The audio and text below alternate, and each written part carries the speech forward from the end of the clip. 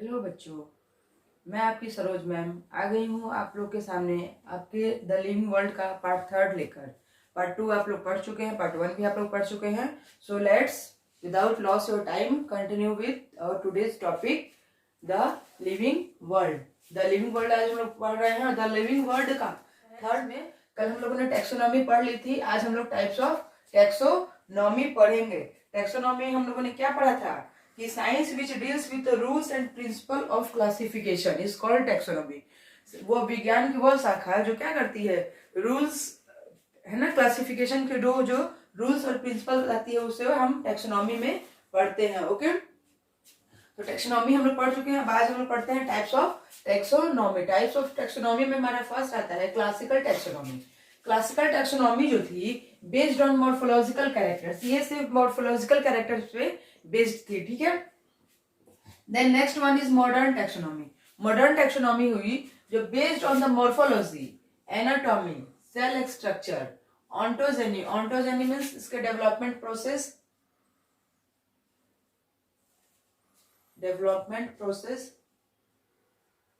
Right, इसके या इसकी life history, development, ontogeny and ecological information. Modern taxonomy जो थी वो किस पे बेस्ड थी? मॉर्फोलॉजी थी, एनाटॉमी थी, उसका सेल स्ट्रक्चर था, ऑन्टोजेनी थी, एंड देन इकोलॉजिकल इंफॉर्मेशन था, राइट। तो इकोलॉजी, लेकिन इसने क्या किया था कि ये मॉडर्न टैक्सोनॉमी जो थी ये परफेक्ट थी, but he did not include, इसने क्या छोड़ दिया था, क्या इंक्लूड नहीं किया था, बताइए आप लोग, इवोल्यूएशन को। ही डिड नॉट इंक्लूड इवोल्यूएशन, इसने इवोल्यूएशन को इसमें इंक्लूड नहीं किया था। इसलिए मॉडर्न टैक्सोनॉमी को भी क्या हुआ, बाद में रिजेक्ट किया गया या इसे फॉलो नहीं किया गया, क्योंकि इसने इंक्लूड नहीं किया था इवोल्यूएशन को। देन आई हमारी सिस्टमैटिक टैक्सोनॉमी।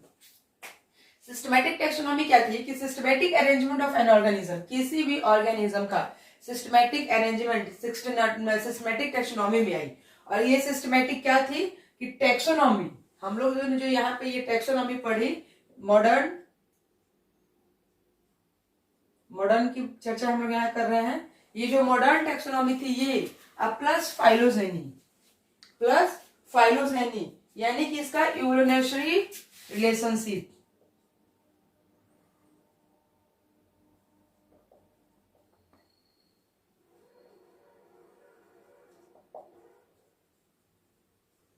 इसके इवोल्यूशनरी रिलेशनशिप को, इसके इवोल्यूशन को भी इसने ऐड कर लिया, किसने? सिस्टमैटिक टैक्सोनॉमी में, ठीक है।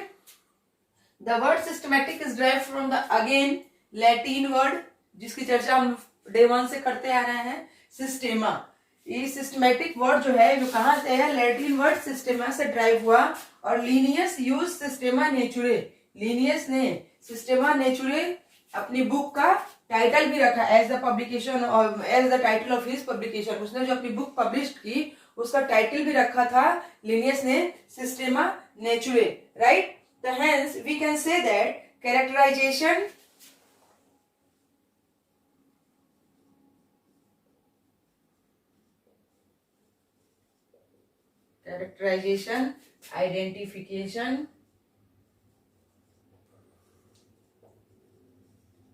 Identification, classification,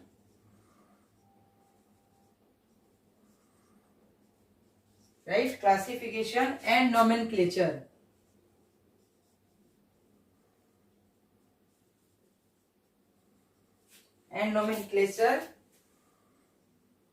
are the process that are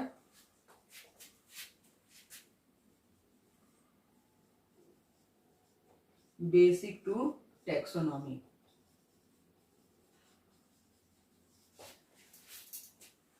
अतः हम लोग इन सब टाइप्स और इस सब कंक्लूजन के आधार पे ये कह सकते हैं कि hence we can say that characterization, पहले हम लोगों ने कैरेक्टर देखा था कि उसका कैरेक्टर कैसा है, वो लंबा है, छोटा है, मोटा है, पतला है, क्या है ना, ये कैरेक्टर उसके बने, उसकी मॉर्फोलॉजी देखी हम लोगों ने। देन उसका आइडेंटिफिकेशन, उसको आइडेंटिफाई भी किया हमने कि ये है क्या। पहले उसको उसके कैरेक्टर्स ऑब्जर्व किए, देन हमने उसे आइडेंटिफाई किया, देन क्लासिफिकेशन, देन उसका हमने क्लासिफिकेशन किया कि इसको हम लोग क्या करते हैं कि अगर क्या कहते हैं कि अगर फ्लावरिंग प्लांट्स है, फूल वाले हैं, तो उसको अलग कैटेगरी में डाल देते हैं, जिसपे फूल नहीं आते हैं उसको अलग कैटेगरी में डाल देते हैं। तो पहले तो हम लोगों ने उसके कैरेक्टर्स को देखे कि ये एक प्लांट है, लीफ है, स्टेम है, रूट है, फ्लावर है, फ्रूट है, सब कुछ है। फिर उसको आइडेंटिफाई किया हम लोगों ने कि है क्या, जब इतनी सारी चीजें इसके अंदर है तो ये जरूर कोई प्लांट है। देन उसको हमने क्लासिफाई किया कि प्लांट है तो लीफ है, रूट है, स्टेम है ना, सब कुछ है। फ्लावर है और एक में फ्लावर नहीं है, तो उसको हम लोगों ने क्लासिफाई कर दिया, जिसमें फ्लावर था वो अलग कर दिया, जिसमें फ्लावर नहीं था उसको अलग कर दिया। देन उसका हम लोगों ने क्या किया, नोमेनक्लेचर किया कि फ्लावर है उसे क्या कहेंगे और फ्लावर नहीं है तो उसे क्या कहेंगे, राइट। तो हम लोग कह सकते हैं कि this all force are the process that are basic to taxonomy. ये चारों ऐसे प्रोसेस हैं जिस पे क्या है, हमारी पूरी टैक्सोनॉमी डिपेंड है, या जो हमारी पूरी टैक्सोनॉमी का बेस है। हायरार्की, टैक्सोनॉमिक हायरार्की डिस्कस करते हैं। टैक्सोनॉमिक हायरार्की क्या है, classification,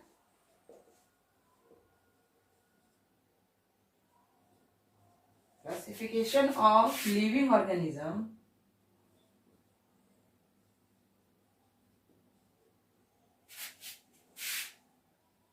is not a single step process। Class हम लोग जो टैक्सोनॉमिक हायरार्की पढ़ते हैं वो कोई सिंगल स्टेप प्रोसेस नहीं है कि हम लोग एक ही स्टेप में इस हायरार्की को खत्म कर लेंगे। इसमें कई स्टेप्स इन्वॉल्व होते हैं। इट इन्वॉल्व्स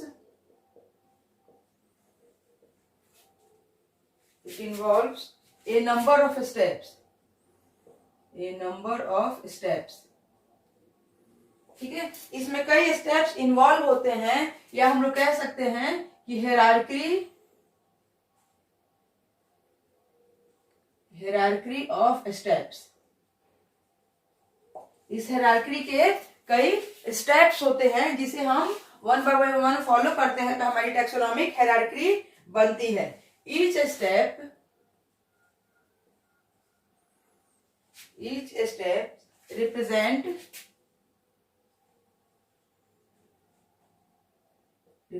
a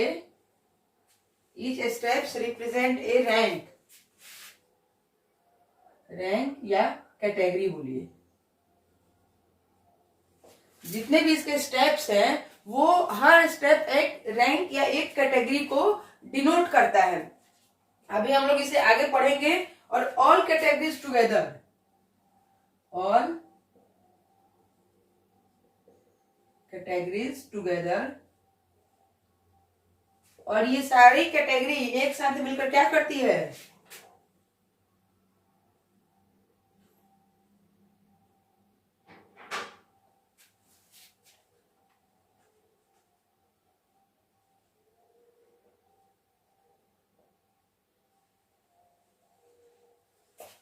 और ये सारी कैटेगरीज जब एक साथ मिल जाती है तो एक हायरार्की बन जाती है, जिसे हम लोग क्या कहते हैं, टैक्सोनॉमिक हायरार्की कहते हैं। सो हम लोग टैक्सोनॉमिक हायरार्की से देखा कि ये एक सिंगल स्टेप प्रोसेस नहीं है कि किसी एक स्टेप में ये कंप्लीट हो जाए। ये एक कंप्लीट अपने आप में ही पूरी की पूरी क्या है, प्रोसेस है। और ये क्या करती है कि it involves number of steps. इसमें अलग अलग स्टेप्स होते हैं और ये सारे स्टेप्स, हर स्टेप्स एक रैंक को डिनोट करता है, और ये सारे स्टेप्स मिलकर क्या करते हैं, टैक्सोनॉमिक हायरार्की बनाते हैं। जैसे हायरार्की की बात करते हैं तो देखते हैं स्पीसीज,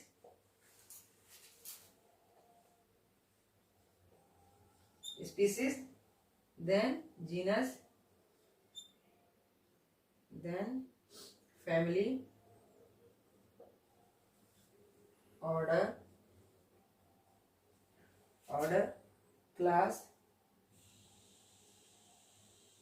फाइलम या डिवीजन, देन किंगडम। ये है सारी वो कैटेगरीज जो क्या करती है, ये सब मिलके हमारे इस टैक्सोनॉमिक हायरार्की को कंप्लीट करती है। ठीक है, सबसे स्मॉलेस्ट इसमें क्या है, सबसे लोएस्ट कैटेगरी जो है स्पीसीज है, सबसे लोएस्ट कैटेगरी है, लोएस्ट कैटेगरी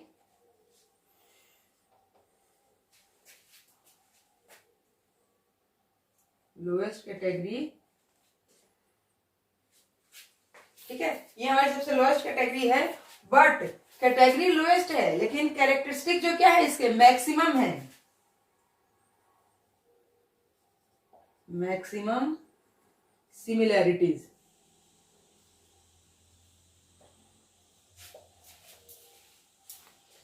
स्पीसीज जो है ये लोएस्ट कैटेगरी है बट इसके कैरेक्टर सिमिलैरिटीज ज्यादा मिलते हैं, क्योंकि ये क्या करता है, बेस्ड होता है ज्यादा करके मॉर्फोलॉजिकल कैरेक्टर्स पर से, तो सिमिलरिटी यहाँ पे ज्यादा हो जाती है। और ये क्या है, ये हमारा हाईएस्ट कैटेगरी है, किंगडम हाईएस्ट कैटेगरी, किंगडम हमारा हाईएस्ट कैटेगरी है। अब यहाँ पे आप लोग बोले कि दो लिखी हुई है मैम, फाइलम और डिवीजन, तो फाइलम आता है in the case of animal,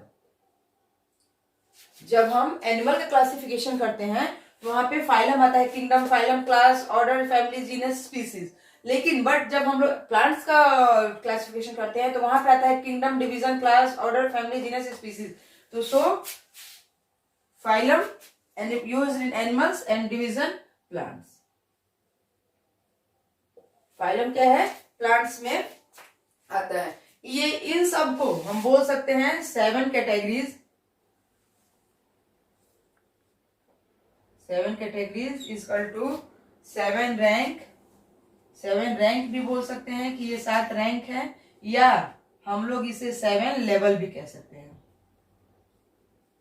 classification के क्या है, ये 7 कैटेगरीज है या 7 रैंक है या 7 लेवल है। अब ये जो सिस्टमेटिक्स है, ये सिस्टमेटिक याद ही नहीं रहता है कि किंगडम के बाद क्लास था या क्लास के बाद जीनस था या जीनस के बाद ऑर्डर था।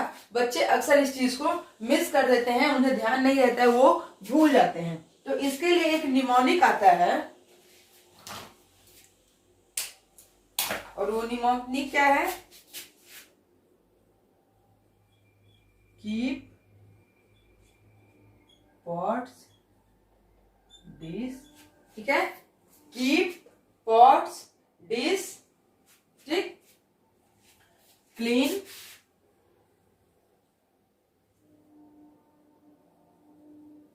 देखिए यहाँ पे मैं इसको पूरा लिख देती हूँ, अदरवाइज फैमिली गेट्स सिक, ये लिख दिया मैंने पूरा। कीप पॉट्स या dish clean, otherwise family gets sick. अब K for kingdom, P for phylum, then dish बर्तन कहिए या थाली कहिए, तो D for division, clean, C for class, order, otherwise, ठीक है, फैमिली का फैमिली है, फिर भी इसका एफ याद रखेंगे, गेट्स का जीनस और सिक का स्पीसीज। देखिए जी फॉर जीनस और एस फॉर स्पीसीज। तो ये निमोनिक है, जिसे अगर आप लोग याद रखते हैं तो आप लोग ये सिस्टमेटिक, ये सिस्टम या ऑर्डर, ये रैंक कभी नहीं भूलिएगा। कीप पॉट्स या dish clean, otherwise family get six, ये हमें लोअर क्लासेस में ये निमोनिक बता दिया जाता है, क्योंकि अब तो हम लोग बड़े हो गए हैं, आप लोग बड़े हो गए हैं, 11th क्लास के स्टूडेंट्स है, तो ये तो ऑलरेडी आप लोग को याद होगा। बट जूनियर क्लासेस में 9th, 10th, 8th में ये चीजें याद नहीं रहती हैं, तो वहां पे क्या किया जाता है, वहां वो उसी समय बच्चों को ये निमोनिक बता दिया जाता है, जो कि चल के हमें आगे भी काम आता है। तो आप लोग ये निमोनिक याद रखिएगा, जिससे क्या होगा कि आप लोग को ये याद रहेगा रैंक। ओके, अब हम लोग क्या करेंगे कि 1 by 1 इन कैटेगरीज को डिस्कस करेंगे। Now first one is species. Species is a group of individuals with similar morphological characters which are able to breed among themselves and produce their own kind. Species क्या है? Species is the smallest taxonomic category. यह सबसे smallest taxonomic category है, सबसे नीचे से start होती है, then increasing order में ऊपर बढ़ती है। ये कह रही है कि स्पीसीज ऐसा ग्रुप है जिसमें क्या होता है कि सिमिलर मॉर्फोलॉजिकल कैरेक्टर्स, ऐसे इंडिविजुअल जिनके सिमिलर मॉर्फोलॉजिकल कैरेक्टर्स होते हैं, वो क्या करते हैं, हमारे नेचर में फ्रीली इंटरब्रीड करते हैं और their own kind of spring बनाते हैं। ये क्या करते हैं कि देयर ऑन काइंड, ये अपने जैसे ही अपनी संतान बनाते हैं, और वो संतान कैसी होती है, मोस्ट इंपॉर्टेंट टाइप फर्टाइल होती है। फर्टाइल होती है क्योंकि जब ये दो स्पीसीज एक साथ इंटरब्रीड करके अपनी जो न्यू ऑफ स्प्रिंग बनाएगी तो वो एक स्पीसीज की है तो वो फर्टाइल ही होगी। ओके, जैसे इसका एग्जांपल है स्पीसीज का मैंजीफेरा, एग्जांपल इंडिका। ठीक है, दूसरा ले लेते हैं पैंथेरा लियो। अभी क्या है, मैंजीफेरा इंडिका जो है, तो ये इंडिका स्पीसीज है या स्पेसिफिक एपिथेट है, इसमें ये स्पीसीज है।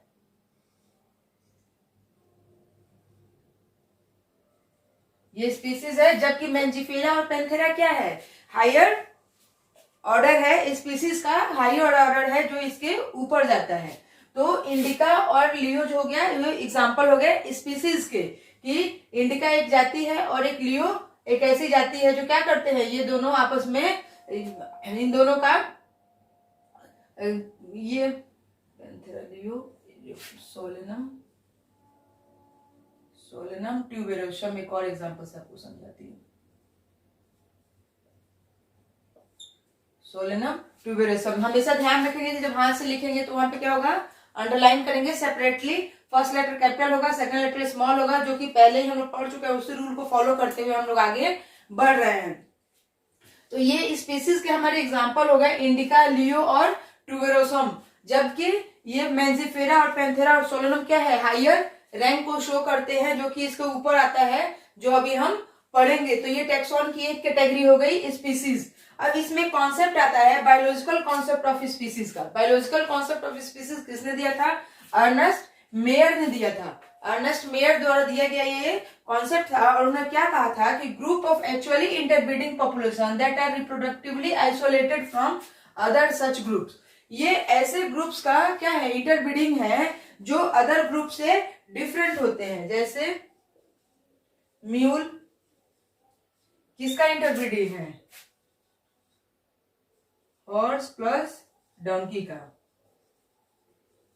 हॉर्स और डंकी जो क्या करते हैं, इंटरब्रीड करते हैं, तो उससे जो ऑफ स्प्रिंग आता है वो इनफर्टाइल होता है। ठीक है, ये म्यूल है, और म्यूल क्या होगा, स्ट्राइल होगा। ये स्ट्राइल हाइब्रिड है, ये स्ट्राइल हाइब्रिड है। तो ये बायोलॉजिकल कॉन्सेप्ट हो गया, और स्पीसीज आप लोग को समझ में आ गया कि स्पीसीज क्या है। Now come to the order, group of related species. Genus क्या है, रिलेटेड स्पीसीज का, दो स्पीसीज जो आपस में रिलेटेड होंगी तो उन्हीं का एक ग्रुप है। ठीक है, genus comprises of a group of related species which has more characters in common in comparison of a species other than a genera. कह रहा है कि स्पीसीज के कंपैरिजन में जेनरा में कॉमन कैरेक्टर क्या होते हैं, मोर देन होते हैं। जैसे कि एग्जाम्पल में हम लोग ले लेते हैं potato, potato, tomato and brinjal. ये क्या है, तीन अलग चीजें हैं, तीनों अलग अलग हैं, बट इनके तीनों के क्या है, कॉमन कैरेक्टर्स के हिसाब से, या जैसे भी इनका जीनस क्या है, सोलेनम। सोलेनम, ये तीनों अलग स्पीसीज हैं, पोटैटो, टोमेटो, ब्रिंजल, लेकिन इनको तीनों को किस में रखा गया है, एक ही जीनस में रखा गया है, सोलेनम में। जैसे लॉयन, टाइगर और लेपर्ड, ये तीनों क्या है, तीनों तीन स्पीसीज, तीनों और तीन अलग अलग जाति है, लेकिन तीनों को किस में रखा गया है, पैंथेरा, पैंथेरा। ठीक है, तो ये आप लोग को जीनस और स्पीसीज में डिफरेंस समझ में आया कि स्पीसीज क्या है कि स्पीसीज मोर कॉमन कैरेक्टर्स होते हैं, उनके कॉमन कैरेक्टर्स होते हैं, बहुत ज्यादा होते हैं। बट जीनस में क्या होता है कि स्पीसीज का कंपेरिजन में कॉमन कैरेक्टर्स होते हैं, कम होते हैं। देखिए अब जैसे पोटैटो, टोमेटो, ब्रिंजल, तीनों को हम लोगों ने एक ही जीनस में रखा, और सोलेनम में, और लॉयन, टाइगर, लेपर्ड को एक ही में रख दिया पैंथेरा में। Then next one is family. Family पे हम लोगों ने पढ़ा था ना यहाँ पे स्पीसीज, जीनस, फैमिली, ठीक है। तो अब हम लोग थर्ड रैंक पढ़ रहे हैं फैमिली। फैमिली क्या है? Family is a group of related genera. Family में क्या है कि दो रिलेटेड जेंडर को एक ग्रुप में रखा जाता है, तो उसे हम लोग फैमिली कहते हैं, with still less number of similarities. लेकिन उनकी सिमिलरिटीज क्या होती है? बहुत कम हो जाती है as compare to the genus and species. Genus और स्पीसीज की अपेक्षा इनकी जो सिमिलरिटीज होती है वो बहुत कम हो जाती है। एग्जाम्पल के लिए देखते हैं जीनस, जैसे सोलेनम एक ले लेते हैं, ठीक है। प्लांट्स में पिटूनिया और धतूरा, ये तीनों क्या हो गए? अलग अलग जीनस है। सोलेनम, पिटूनियम और धतूरा तीनों अलग जीनस हैं, लेकिन इन्हें kept in same family Solanaceae।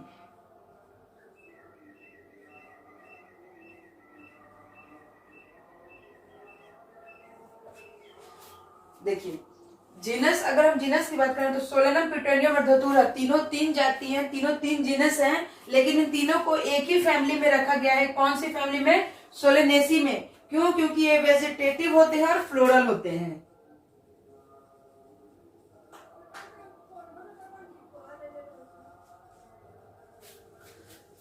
ये तीनों वेजिटेटिव होते हैं और फ्लोरल होते हैं, तो जिनका कैरेक्टर के हिसाब से इन्हें क्या किया गया है? एक ही फैमिली में रखा गया है, सोलेनेसी में।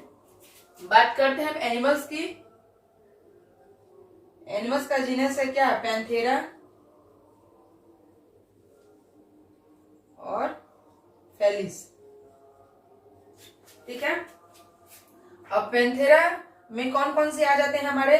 लॉयन भी आ जाता है, टाइगर भी आता है, और हमारा लेपर्ड भी आता है। और फेलिस में क्या आती है? हमारी कैट आती है। अब इन सबको किस में रखा गया है? फैमिली फिलिडेई में। देखिए जीनस अलग है, पैंथेरा है। पैंथेरा में कौन कौन से? लॉयन, टाइगर, लेपर्ड आ गए। Panthera leo, Panthera pardus, Panthera tigris. और लेकिन इनको क्या किया गया? एक इस जीनस को, और फेलिस क्या है? कैट है। और कैट को और पैंथेरा दोनों जीनस, फेलिस और पैंथेरा जीनस को, दोनों को एक साथ एक फैमिली में रख दिया। कौन सी फैमिली? फिलिडेई, राइट। तो ये थी हमारी family. In order similar characters are less in number as compare to different genera include in a family. इसमें क्या होता है कि in order similar characters are less in number as compare to genera include in a family. Genera और genus और family की comparison में इसमें सिमिलर कैरेक्टर्स होते हैं वो लेस होते हैं, कम होते हैं। जैसे एग्जांपल देख लेते हैं प्लांट्स में। प्लांट्स में एग्जांपल देखते हैं, कॉन्वोवुलेसी एंड सोलेनेसी, दो फैमिली है, ठीक है, कॉन्वोवुलेसी एंड सोलेनेसी, और इन दोनों को एक ही ऑर्डर में रखा गया है, पॉलीमोनियल्स, ठीक है। यानी कि कॉन्वोवुलेसी और सोलेनेसी दो फैमिली है जिसे हम लोगों ने एक ही ऑर्डर में डाल दिया है, किसमें? पॉलीमोनियल्स। पॉलीमोनियल्स पे किसमें डाला है? इसके फ्लोरल कैरेक्टर की वजह से कि इन प्लांट्स पे फूल आते हैं। देन एनिमल्स की बात की जाए, एनिमल्स में क्या है? फिलिडेई और निडेई, ये दो कैटेगरीज हैं, दो फैमिली है। फिलिडेई अलग फैमिली है और निडेई अलग फैमिली है।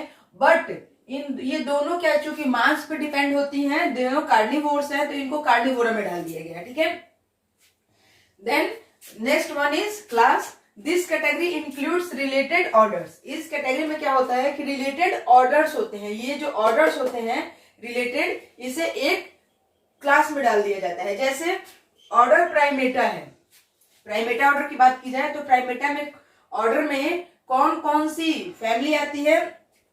प्राइमेटा में कहाँ आ जाएगा, मंकी आएगा, गॉरिला आएगा, गिबन आएगा, ठीक है। अब ये तीनों प्राइमेटा में आते हैं, बट इसको क्लास मैमेलिया में रखा गया है। अब देन कार्निवोरा की बात की जाए तो कार्निवोरा में हमारा आ जाता है टाइगर, कैट एंड डॉग, ये तीनों कार्निवोरा है और इन तीनों को भी क्लास मैमेलिया में रखा गया है। तो देखिए यहाँ पे कि ऑर्डर क्या है, यहाँ क्या थी कि फैमिली जो थी उसको हम लोगों ने एक ऑर्डर में डाला था उसके फ्लोरल कैरेक्टर की वजह से, और यहाँ क्या रखा, कैटेगरी इंक्लूड्स रिलेटेड ऑर्डर, और ये क्लास में क्या रहा है कि रिलेटेड ऑर्डर्स के लोग, जैसे ये मंकी, गॉरिला, गिबन, ये तीनों एक ही ऑर्डर में आते हैं, और लेकिन इसको क्लास मैमेलिया में रख दिया गया है। यहाँ टाइगर, कैट, डॉग एक ही ऑर्डर में आते हैं, बट इसे क्लास मैमेलिया में रख दिया गया है। Okay, clear. Now next one is phylum. Phylum में डिफरेंट क्लासेस को एक जगह रखा जाता है एक फाइलम में, जैसे class fishes, amphibians, reptiles, birds, mammals, इन सारे क्लास को एक जगह एक फाइलम में रखा गया है कॉर्डेटा। क्यों रखा गया है कि this all classes are presence of notochord and dorsal hollow neural system, इन सब के अंदर नोटोकॉर्ड प्रेजेंट होता है, तो और क्या होता है कि डोर्सल हॉलो न्यूरल सिस्टम भी प्रेजेंट होता है, तो इसलिए इन सब को एक फाइलम कॉर्डेटा में रखा गया है। और यहाँ पे क्या होती है कि सिमिलैरिटीज जो है वो बहुत कम हो जाती है। यहाँ पे इनकी दो ही सिमिलैरिटीज हैं कि इनके अंदर नोटोकॉर्ड होता है, डोर्सल हॉलो न्यूरल सिस्टम होता है, जिसके आधार पर क्या किया, इन सबको एक फाइलम में रख दिया गया। बात करते हैं प्लांट्स की, तो मोनोकोटिलिडने और डाइकोटिलिडने, कोटिलिडन्स के आधार पे इनको क्या किया गया कि जिसमें दो कोटिलिडन होते हैं उसे डाइकोटिलिडन, और जिसमें एक होता है उसे मोनोकोटिलिडने कहते हैं। और इन दोनों को डिवीजन में रखा गया किसमें, एंजियोस्पर्म में। क्यों, क्योंकि दे आर फ्लोरिंग प्लांट्स, ये सारे फ्लोरिंग प्लांट्स थे, भले एक कोटिलिडन हो या दो कोटिलिडन हो ये, लेकिन आएंगे फ्लोरिंग प्लांट्स में ही। अभी हम लोग पढ़ेंगे जब आगे प्लांट किंगडम पढ़ेंगे उसमें मोनोकोटिलिडन, डाइकोटिलिडन आगे हम लोग डिस्कस करेंगे इसे डिटेल में, ठीक है। Then last one is kingdom. Kingdom क्या होता है कि all animals of various phyla are assigned to the highest category kingdom animalia, जितने भी एनिमल्स होते हैं फाइलम जो कि फाइलम से बिलोंग करते हैं, उन सारे फाइलम को एक जगह असाइन करके रखा गया। कौन से किंगडम में, एनिमेलिया, यानी एनिमल के विषय में हम जहां पढ़ते हैं वो किंगडम एनिमेलिया होता है, और प्लांट्स के बारे में जहां पढ़ते हैं वो क्या होता है, किंगडम प्लांटेई होता है, प्लांट किंगडम होता है। तो हम लोगों ने क्या देखा कि ये जो सीक्वेंस है स्पीसीज टू किंगडम की तरफ जाती है असेंडिंग ऑर्डर में, स्पीसीज टू किंगडम ये होती है असेंडिंग ऑर्डर में, असेंडिंग ऑर्डर में, ठीक है। असेंडिंग ऑर्डर दैट मीन्स कि ऊपर की तरफ बढ़ते क्रम में जाएगी। अब जैसे हो गया हमारा ये स्पीसीज, ठीक है, फिर हमारा था जीनस, यहाँ मैंने बताया हुआ है, यहाँ species, then genus, family, order, class, then phylum या डिवीजन, देन किंगडम। हम लोगों ने ये सातों कंप्लीट कर लिए। अब हमारी एनसीईआरटी में टेबल नंबर 1.1 दिया हुआ है, इसे मैं बोर्ड पे नहीं बता रही हूँ, ये आपकी बुक में दिया हुआ है, प्लीज आप लोग अपनी एनसीईआरटी खोलें। और ये टेबल सबको याद होना चाहिए क्योंकि इस टेबल से अक्सर एग्जाम्स में क्वेश्चन आते हैं। जब कॉमन नेम दिया हुआ है मैन, मैन का बायोलॉजिकल नेम क्या होगा, होमोसेपियंस, किस जीनस होगा इसका, होमो से ये सॉरी स्पीसीज नहीं दिया हुआ है, तो स्पीसीज आप लोग को पता है कि इसका स्पीसीज क्या होगा, सेपियंस होगा। देन होमिनिडेई फैमिली से बिलोंग करता है, ऑर्डर हो जाएगा प्राइमेटा, क्लास मैमेलिया, और फाइलम हो जाएगा कॉर्डेटा। देन हाउस लाइफ है मस्सा डोमेस्टिका, मस्सा डोमेस्टिका में मस्सा हो गया आपका जीनस और डोमेस्टिका हो गया आपकी species. Muscidae family, order Diptera, class Insecta, and phylum हो गया ऑर्थ्रोपोडा। देन मैंगो क्या दिया हुआ है, मेंजिफेरा इंडिका। देन वीट का ट्रिटिकम एस्टिवम, ट्रिटिकम एस्टिवम में आपका ट्रिटिकम हो जाएगा जीनस और एस्टिवम हो गया आपकी स्पीसीज। फैमिली पोएसी हो गई, ऑर्डर पोएल्स हो गया, क्लास हो गया इसका मोनिकोटिलिडने, एंड देन डिवीजन या फाइलम हो गया एंजियोस्पर्म। तो आप लोग इस टेबल को याद कर लेंगे, ओके। द लिविंग वर्ल्ड का हमारा एक लास्ट टॉपिक बचता है, छोटा सा टॉपिक है। अभी इसके पहले हम लोगों ने classification, identification, nomenclature, taxonomic hierarchy, taxonomic category सब पढ़ लिया।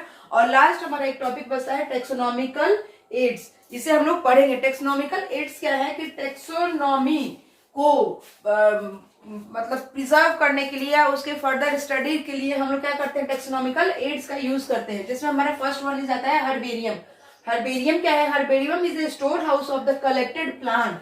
हर्बेरियम जो है कलेक्टेड प्लांट का एक स्टोर हाउस है, specimens that are dried, pressed and preserve on the sheet. ये क्या करता है हर्बेरियम कि हम लोग पहले प्लांट्स को लाते हैं, जैसे छोटा छोटा प्लांट्स है उसको, अब बड़े बड़े ट्रीज है, मैंगो ट्रीज है, ये क्या कहते हैं आंवला ट्रीज है, तो ये सबको हम प्रिजर्व तो नहीं कर सकते ना, तो उसके छोटे से जो छोटा मैंगो ट्री होगा उसको हम लोग प्रिजर्व करेंगे।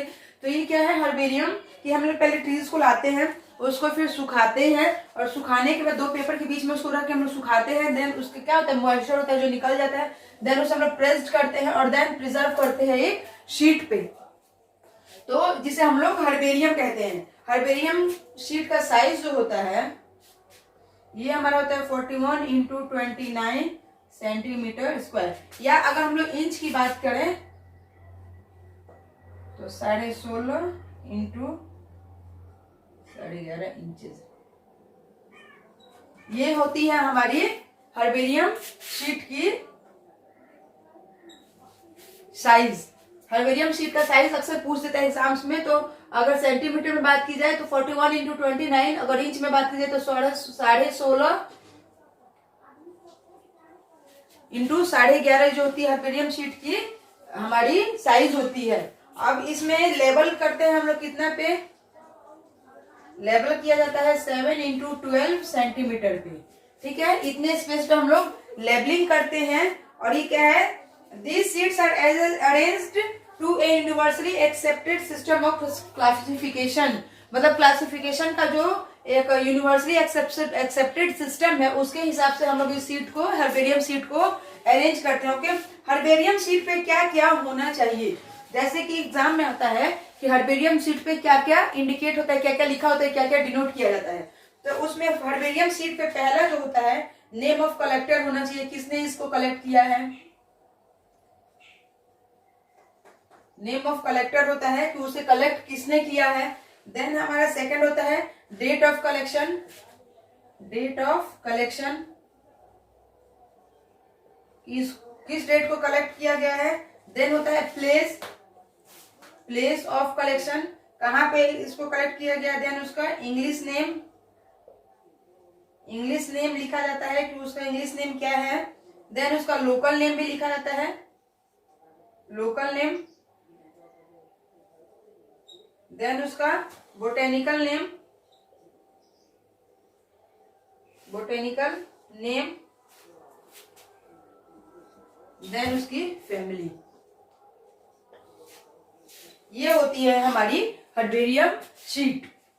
हर्बेरियम का मतलब ही होता है कि store house of A collected plants, collect किए हुए प्लांट्स को स्टोर हाउस में रखना, ये हर्बेरियम कहलाता है। बट वो प्लांट जो है स्टोर हाउस में कैसे रखा जाएगा, पहले हम प्लांट्स को लाएंगे, फिर दो पेपर्स के बीच में उसको रख के उसको सनलाइट में उसको ड्राई करेंगे, ठीक है।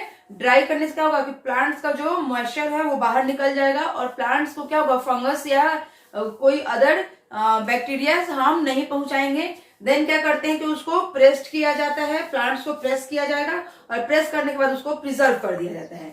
और हर्बेरियम शीट की, इसका इंपॉर्टेंट है, हर्बेरियम शीट का साइज जो होता है 41 इंटू 29, या फिर इंच की बात की जाए तो 16.5 इंटू 11.5 इंच की उसकी साइज होती है, ठीक है।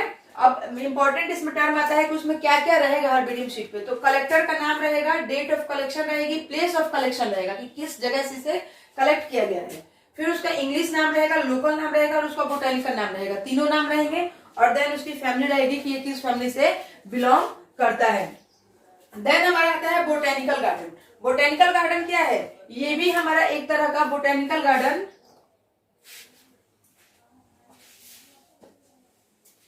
Second one is botanical garden. Botanical garden ये क्या है, ये भी एक तरह से हमारा हर्बेरियम ही हुआ, राइट। बट ये कैसा हर्बेरियम है, लिविंग है, लिविंग हर्बेरियम है, लिविंग है, ठीक है। इसे यूज क्यों किया जाता है, बोटेनिकल गार्डन को क्यों यूज किया जाता है? पहले तो इसे हम लोग यूज करते हैं यूज फॉर स्टडी, कि हमें रेफरेंस मिल सके। आप लोग ने बोटेनिकल गार्डन देखा होगा, जैसे हमारे पटना में भी है और जगह पे भी बोटेनिकल गार्डन है, जहाँ पे क्या होता है, आप लोग कभी गए हैं बोटेनिकल गार्डन? बोटेनिकल गार्डन में होते हैं डिफरेंट डिफरेंट टाइप्स के प्लांट्स लगाए हुए होते हैं, और जहाँ जो प्लांट्स होता है, जैसे यहाँ ये प्लांट्स लगाया गया है, ठीक है, ये तो इसके पास एक बोर्ड बना हुआ होता है और उस पे लेबलिंग की हुई होती है कि हाँ ये कौन सा प्लांट्स है, उसका इंग्लिश नेम क्या है, उसका बोटेनिकल नेम क्या है, उसका और किस फैमिली से वो बिलोंग करती है। तो इसे यूज किया जाता है स्टडी के लिए या रेफरेंस के लिए, ठीक है, या एक्स टू कंजर्वेशन के लिए भी। Each plant is level, her plant पे क्या होता है कि उसका बोटेनिकल नेम, इंग्लिश नेम और उसकी फैमिली इंडिकेट की हुई होती है कि वो किस फैमिली से बिलोंग करता है, ठीक है। फेमस बोटेनिकल गार्डन जो है हमारा, सबसे बड़ा और सबसे फेमस बोटेनिकल गार्डन हमारे इंग्लैंड में है। इंग्लैंड के क्यू में, इंग्लैंड के क्यू में जो है वो हमारा फेमस बोटेनिकल गार्डन है, ठीक है। और देन इंडिया की बात की जाए तो हावड़ा में है। इंडिया की बात की जाए हावड़ा, कलकत्ता, हावड़ा में भी हमारा एक बोटेनिकल गार्डन है। Then national research institute Lucknow भी है। नेशनल रिसर्च इंस्टीट्यूट कहाँ है हमारा? लखनऊ। लखनऊ कहाँ है? Uttar Pradesh.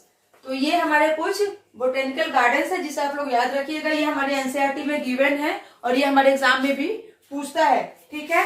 Now next one is हमारा आता है museum. Now next one is museum. Museum क्या है? ये भी एस्टेब्लिश किया जाता है किस लिए? एजुकेशनल पर्पस के लिए।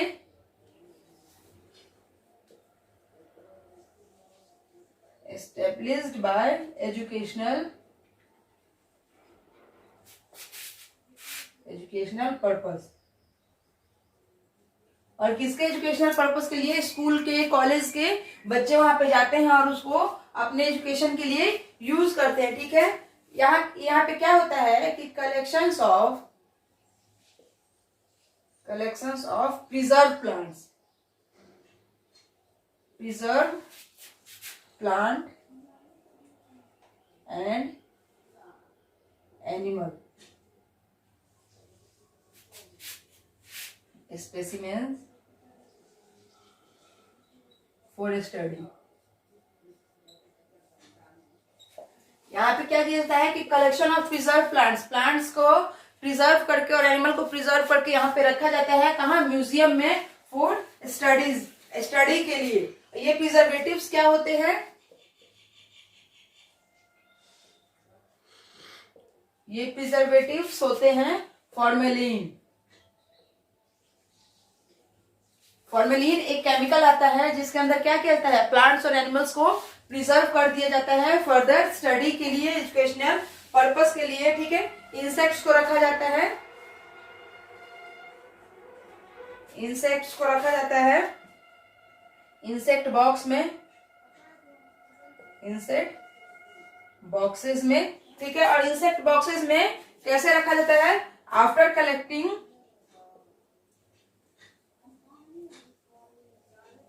कलेक्ट करने के बाद इसे पहले कलेक्ट किया जाता है और आफ्टर कलेक्टिंग के बाद इसे किलिंग किया जाता है, इसे मार दिया जाता है और देन इसे पिनिंग कर दिया जाता है।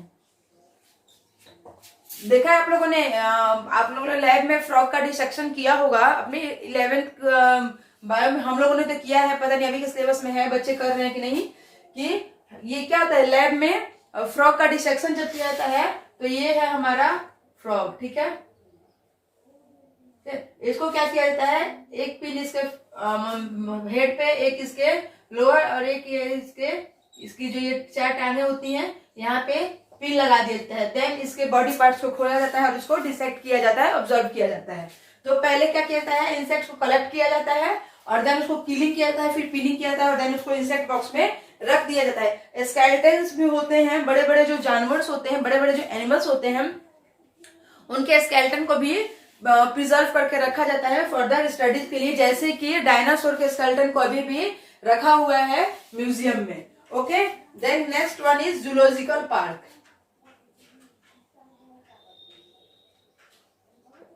जूलॉजिकल पार्क, अब बोटेनिकल पार्क जैसे आप लोगों ने पढ़ा कि वहां पे प्लांट्स होते हैं, तो यहाँ पे क्या होते हैं, यहाँ पे एनिमल्स होते हैं,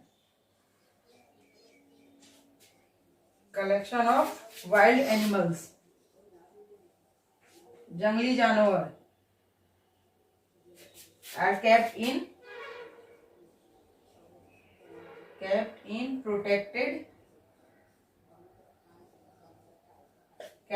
protected environment।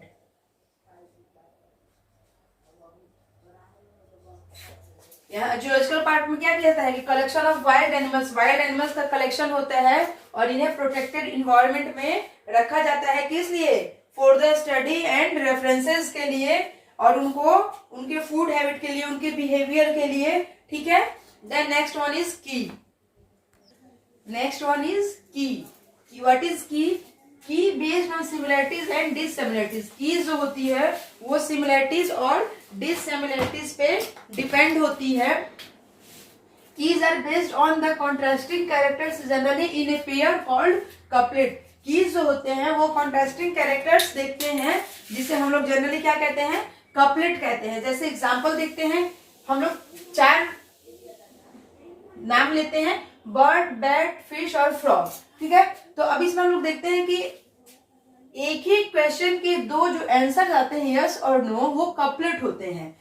जैसे एक क्वेश्चन हम लोग यहाँ रखते हैं, डू दे हैव विंग्स, क्या इन्हें पंख होते हैं, तो ये क्या हो गई, ये हमारी लीड हो गई कि हमारा लीड क्या है, लीड में दैट मीन्स हमारा क्वेश्चन लीड क्या है कि क्या उनके पास पंख है, जिसके आधार पर हम इन चारों को डिफरेंशिएट कर रहे हैं। तो हमारा क्वेश्चन का जो आंसर है वो 2 में आएगा, या तो यस होगा या तो नो होगा। तो ये जो यस और नो है इसे हम लोग कपलेट कहेंगे, राइट। इसे हम लोग क्या कहेंगे, कपलेट कहेंगे। देन यस में क्या आ गया, दे डू हैव विंग्स, क्या इन्हें विंग्स है, तो इसमें यस में आ जाएगा बर्ड,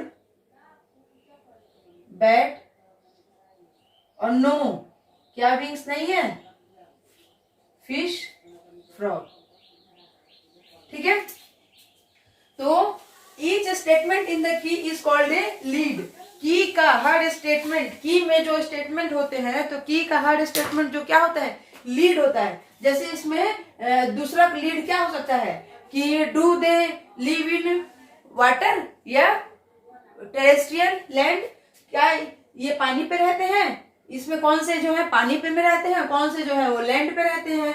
तो मतलब कि कह सकते, कहने का सेंस है कि की का हर स्टेटमेंट लीड कहलाता है, ठीक है, जो की को क्या करता है,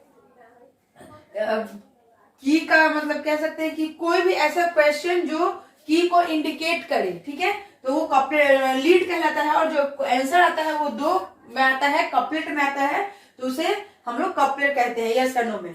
then next one is flora. Flora क्या है, it contains the actual account of habitat and distribution of plants of a given area. Flora में क्या होता है कि ये एक्चुअल अकाउंट होता है किसका, हैबिटेट एंड डिस्ट्रीब्यूशन का। एक गिवन एरिया में जो प्लांट्स हैं उसके हैबिटेट और डिस्ट्रीब्यूशन के बारे में कौन बताता है, फ्लोरा बताता है। Then next one is manual. Manual क्या है, give information about identification of for name of species. ये क्या करता है, name of species, name of species को क्या करता है, आइडेंटिफाई करता है, उसके आइडेंटिफिकेशन को ये नोट करता है, manual. Then next one is monograph. Monograph, what is monograph, monograph क्या है, monograph contain information of any taxon. किसी भी टैक्सॉन का जो इंफॉर्मेशन होता है वो उसके मोनोग्राफ में होता है, इंफॉर्मेशन ऑफ टैक्सॉन। टैक्सॉन की जो इंफॉर्मेशन होती है वो हमारे मोनोग्राफ में होती है। और then last one is catalogue.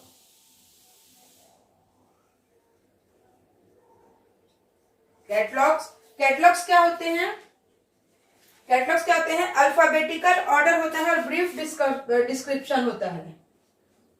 Brief description plus alphabetical order.